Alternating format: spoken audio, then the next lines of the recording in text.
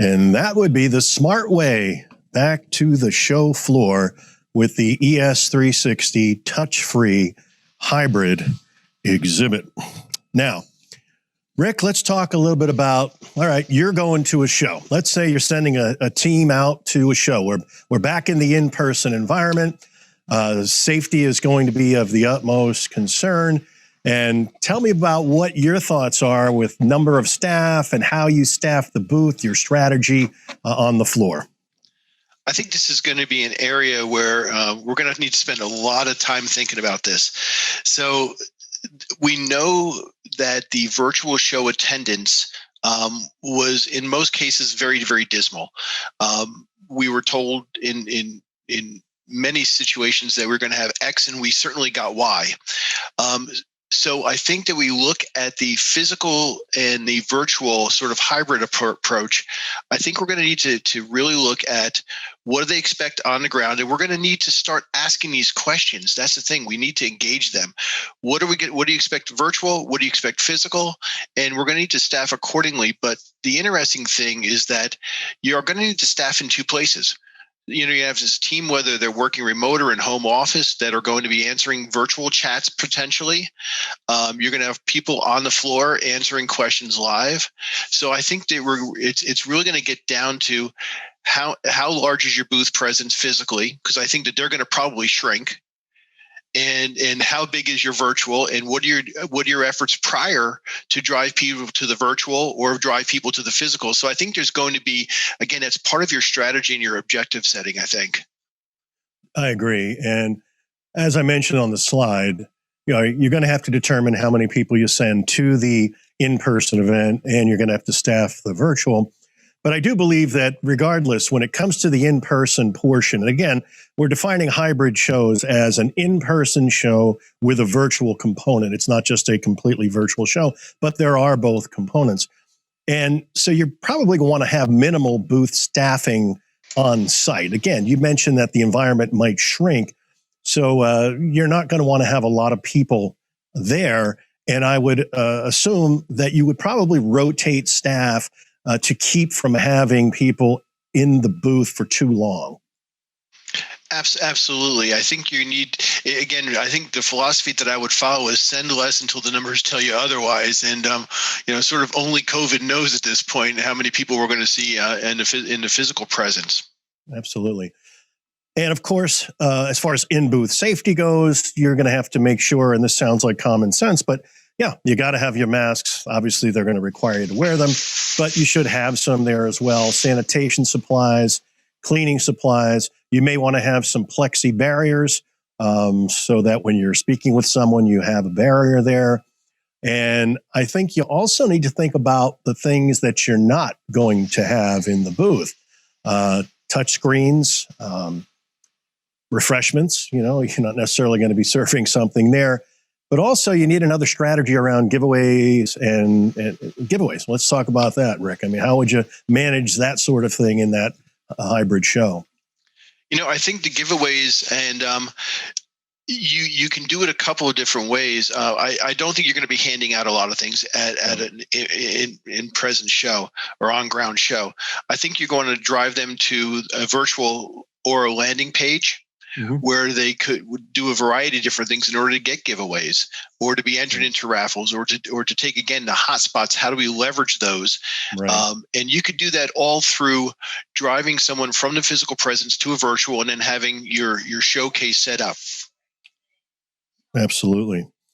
Now, also, budget drives many things. And you mentioned that, well, who knows what you're going to get in terms of attendance, okay? And when I say this, by the way, I do want to make mention of something when it comes to attendance. People think numbers equals success, and that's not always the case. Would you rather have, 50 interested people who are making the effort to come to the in-person show, and so they're engaged? Or would you rather have 500 wandering around, looking for the squeeze ball? It does certainly make a difference. So limited show attendance, yeah, you may have that. It's going to obviously have an impact on your budget.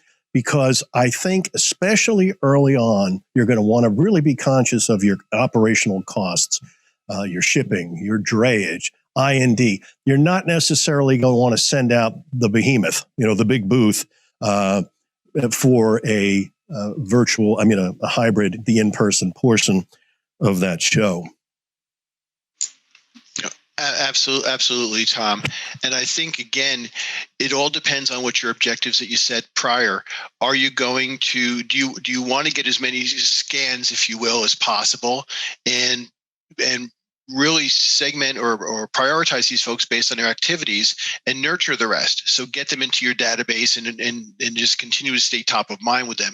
So it all comes down to, again, that effective objective setting up front.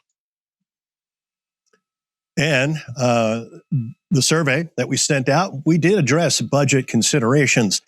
And what we found was in 2020, not a surprise, the company spent, 75% spent less in 2019 than they did in 2020. Now, you're looking at the guy who forgot to turn on the clicker at the beginning of the first session. So I'm also the guy that put together that sloppy copy that says spent 75% less. Actually, 75% of respondents spent less in 2019 than 20. And 46%, when they're looking at budget for 21, anticipate a decrease. And obviously, that makes sense. It's not a real big surprise what you're seeing with those numbers. Yeah, absolutely agreed. And again, I was a little when I looked at that slide, I was like, "What he said, 75% less." I didn't know that wasn't my experience. But then again, let's see what the survey brings. So that makes sense. Yeah. So what you want essentially now, if you're going to succeed, you're going to the hybrid event, you want to have an effective show presence, good-looking exhibit. You want to be able to engage your attendees safely, educate your attendees, and you want to get measurable results. And what we're going to show you now is a video that we produced regarding the ES360 touch-free hybrid exhibit. Hi, I'm Tom Potosnak, the president of Exhibit Sense. And I'd like to talk to you about our ES360 virtual experience, as well as our ES360 touch-free hybrid exhibit. Now, what you see behind me is a touch-free exhibit. It would be used at hybrid in-person trade show events. Now, these are events where you have people that come to the show floor, but also you have the virtual component where people are home and they did not make the trip to the show. Obviously, that's something that we'll be seeing more of in the, we hope the not too distant future. And down the road, we hope that we'll all be attending shows. But in the meantime, we're doing the very best we can to help everyone out there succeed in terms of informing and educating their clients and doing business. Now, this exhibit behind me, the back wall that you see is made from our Connect graphic system. Individual graphic panels that retract and they easily connect to form a seamless graphic back wall. In front, we have a counter with a monitor. We've got some disinfectant wipes, which you can use to cleanse every surface in this booth, including the back wall graphics. We've got some masks. Now, hopefully people will be wearing masks at the show, but it's good to have them just in case someone loses one or decides they need another. In front, we've got this touch-free sanitizer stand, which can operate with batteries or it can be plugged in. And this is portable. It can be broken apart. Well, not broken apart, but you can take it apart. And the reason I mention that is because all of this, everything you see behind me, can pack into one rolling case, which happens to be underneath this counter and behind this graphic wrap. So you've got an attractive booth in a safe environment. You can pack it into one case, which means you're going to cut your shipping costs and your drayage costs. And by the way, tool-free. You can set it up. One person could set this system up themselves. So you can see what we're trying to do here is not only look great and have a booth that works for you, but have one that's economical as well. Now, one thing you can also do, we want to emphasize safety in this booth, so we can also provide you with a banner stand with a vinyl graphic that is clear. It's not a clear graphic, I know. We'll talk about that in a second. But what you can do is you can use it to have it in front of you if you're scanning a badge. You can also, if you're talking with someone, you want to have that barrier. Now, I understand in the normal trade show world, the last thing you want is a barrier. It's the first thing they teach you. But, then again, 6 months ago, if I went to the bank with a mask on, I'd get arrested. Now, if I went without one, I'd get arrested. So you make do. In any event, we want to make this a safe environment, and that's part of what we're trying to do here. And as a cheap plug, you might have seen on the cover or the front of that banner stand was our Safe Staff Solutions logo. We provide sanitation stands, many different models. We also do floor graphics, wall graphics. We have sneeze guards that can go on top of a table. Anything you need for your booth, or when you return back to the office, which we hope is very soon, we can help you with all that. Now, let's talk a little bit about this monitor, because that's very important in this equation. I mentioned the ES360 virtual experience. What we're able to do is produce virtual experiences of many kinds. They can mirror your inline booth, they can be an island environment, or it can be a showcase environment. And you can use that in a virtual trade show. You can link off to that, use it in a virtual trade show so that people can see all of the great offerings that you have.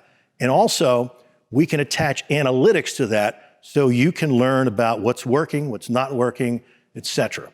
So on this monitor, what we have is that virtual showcase that we produced for this company, Doble Engineering. They've used that showcase. They've had great success with it. Well, now when they're at the hybrid show, which of course means part virtual and part in person, we want people to see what's on that showcase. Well, this is a touch-free environment. We're not going to be handing out giveaways or literature. We don't want people tapping on screens. So what we've done is we've put a sign underneath this monitor with a QR code. And when attendees come up to the booth, they can scan the QR code, get it on their phone, they bookmark it, and guess what? They walk away from the booth and they've got everything you'd ever want them to have. They've got the literature, any videos, any demonstrations that you might have done. And in addition to scanning the badge when they come to the show, they're at the show, scan the badge, you've got their name, you know who they are, maybe their email. You want to thank them after the show and say, hey, great, thanks for coming. Thanks for getting on the plane, getting out there and trying to get us the in-person events back going again. But you know what? I've been to a lot of shows. I've scanned a lot of badges. And what I've found is that sometimes I end up with a pile of leads and I have no idea whether the person any of these people are interested in what we do, or they just wanted the squeeze ball or the gourmet coffee. Well, because of the ES360 virtual environment, which is now on the attendee's phone, when they access it, we will then be able to get the analytics data commensurate with whatever it is you chose to plug in to the event, to the showcase that we produced for you. So what we now have here is a booth that looks great. It's compact. It's going to lower your costs in terms of going to shows. It also is going to enable you to have a nice environment, a safe environment where people are coming to the booth and they feel good about what's going on. They're back in the show environment, but we're able to leverage the power also of the analytics data that we can get from the virtual showcase. So very powerful stuff. And I appreciate your time. Thank you for watching. And I really hope that we get to work together and help you out. Thank you very much.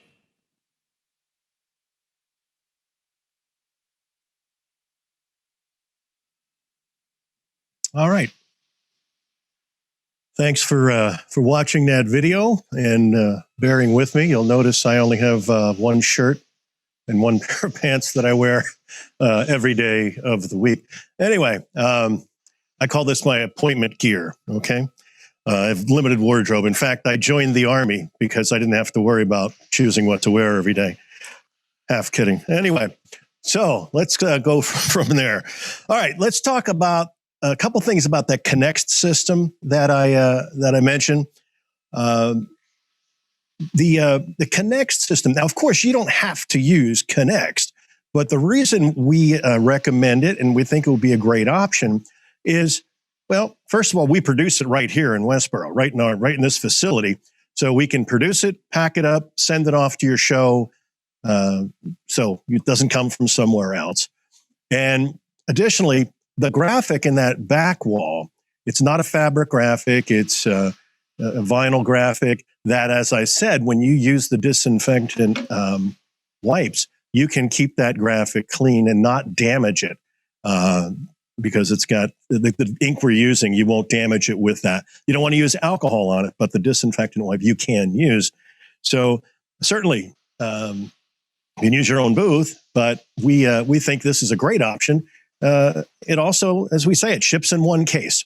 You know, that 10-foot booth you saw there, we get the monitor, the stands, so that it's really compact and will help with your budget. Another thing about Connext, we mentioned that it is individual retractable graphics that go into a base and those bases can attach. Well, you can use it as a standalone, one wide, 33-inch, 2, 3. It's very versatile. You don't need, it's not just going to do one thing. You can use this as a Zoom backdrop.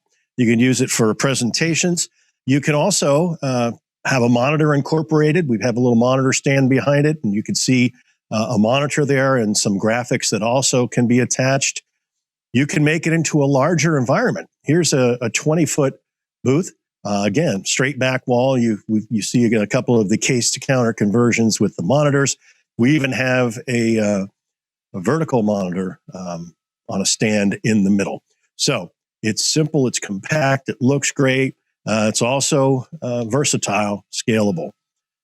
Doesn't need to necessarily be straight. I mentioned the National Fire Protection Association earlier.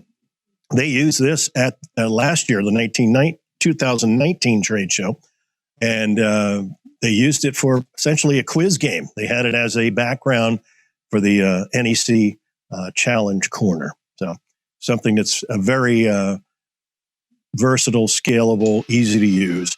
We call it the smart way back to the show floor.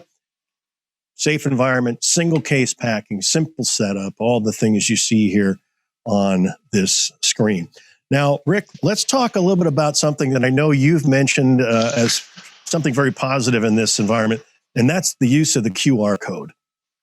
Yeah, and quite frankly, I love the booth. I love the flexibility of it. When I first saw the clear shields as a way to protect your show staff, I thought that was a really, really interesting concept.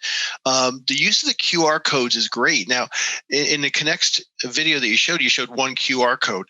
There's no reason why you couldn't link that QR code to a landing page, or be more specific and say, you know, if you're an architect, here's your QR code. If you could be very, very specific in terms of verticals or personas in terms of driving people to their experiences through the QR codes.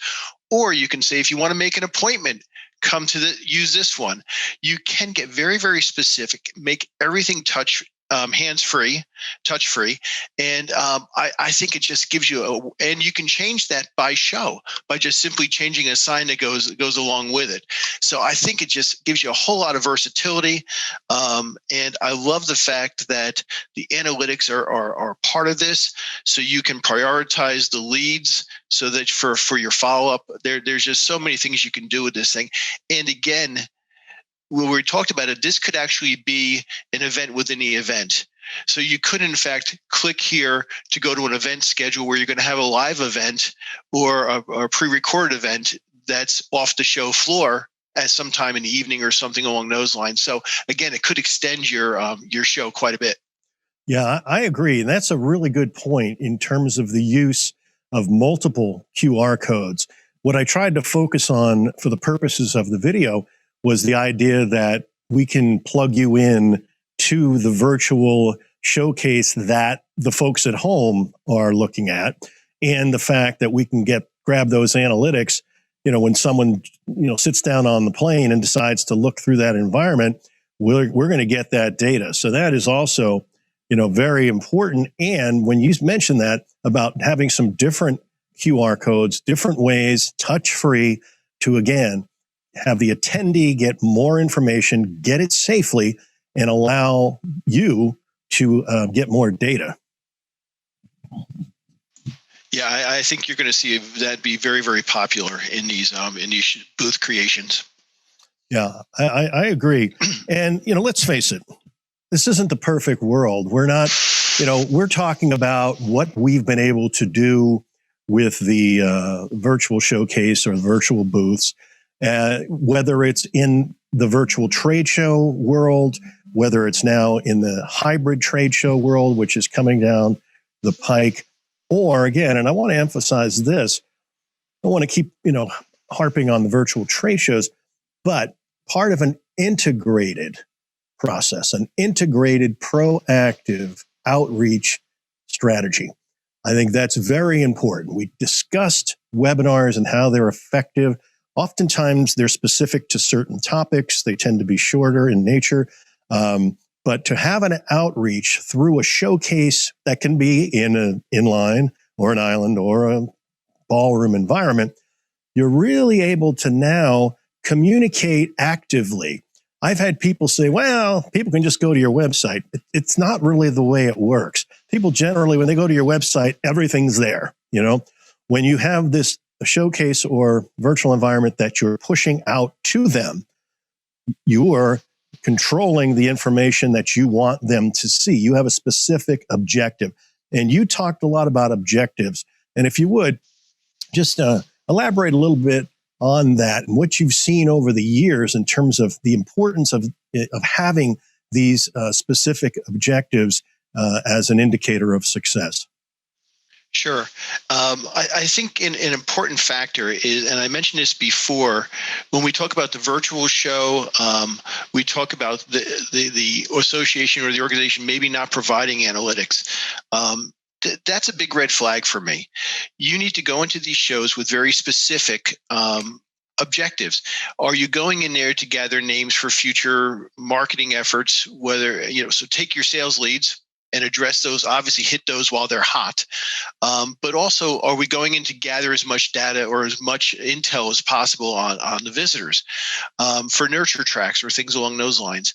I think that you're going to be looking at setting specific objectives for both the virtual world, and then when hybrid becomes a play, you're going to be setting both physical and you're going to start seeing a trend, a switch from there, when you'll see more people attending on ground versus the folks just attending virtually. So that'll also give you an indication of, well, how much we're going to do from a staffing perspective. And again, I'm sure that most folks watching this are very performance-driven marketers. And again, your analytics are going to be most important. And the more that you can engage and the more leveraging you can get from, I was, by the way, just to go a quick aside, Tom, looking at the Connect booth that you just showed, think about all the other events that aren't trade shows, whether it's hosting or promoting or supporting or sponsoring a cocktail party, a networking event and an association, things like that. That booth ships in one box, can be easily set up. That could stand in a corner where people could engage with that and not even in a show presence. So that could potentially extend the return on that investment. So I think that's important. But again, building an integrated strategy that shows how we're going to get them there, what are we going to do, how are we going to measure our success. That's sort of the critical components, and then having the analytics to back that up, and marrying those analytics with the on-ground show analytics of how many visitors they had, along with how many scans that you had and what percentage of scans did we get, and all the other fun things you can measure. That's going to be critical in terms of pulling these things together and knowing if you've been successful. I agree. And in fact, another thing about Connects, and I don't want to hammer that too hard, but you can also switch those graphics out very easily. So you can have a certain number of bases, and then we have, a whole library of graphics for certain clients of ours. So they say, look, we're going to show X or Y. Can you load it with those graphics and send it out to the show? So again, very flexible.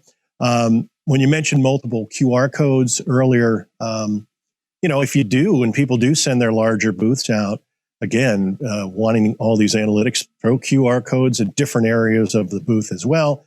So even if you are going to go with the bigger booth, there's certainly even more opportunity there to grab more data. Now, I guess in summary, I don't want to go on too much to fill the time here. We would discuss the booth, how it can work for you, the return back to in-person shows. But I think the overall takeaway that I'd like all of you to have, first of all, certainly I invite you to set an appointment, go and set a time where we can chat about all this stuff, get into more detail, because I'm sure you're going to have certain specific questions that you're going to want to ask that we can address. So I implore you to do that. And essentially, when things started, when all this began, we're all flying by the seat of our pants, not quite sure what we're doing, how we're going to do it. Again, we dove in quick to learn as much as we could about all of this stuff. And so we've seen quite a bit, and we have seen some missteps in the industry and how it works, but we are encouraged and have seen positive results. Again, I've showed you a few client booths that we've done. It's not all of the booths we've done. We've done quite a few, but I wanted to just kind of hit on the highlights of certain booths to show you how that would work. So I appreciate the time that you spent with us this morning. I know we ran a little long in the first session, a little short in the second session, but again, it's all about just giving you the information that we want you to have. And what we're going to do next is we're going to have our Zoom drop-in rooms where you can go and ask questions specific regarding different topics. So I ask you to do that. And in summary, again, I think the big thing to take away here is there are ways to succeed in the virtual space, translate that success to the in-person world, be it through the virtual environment, plugged into the in-person booth as well. And we'd be happy to help you with all of that. So without further ado, as they say, thank you very much. And let's Zoom.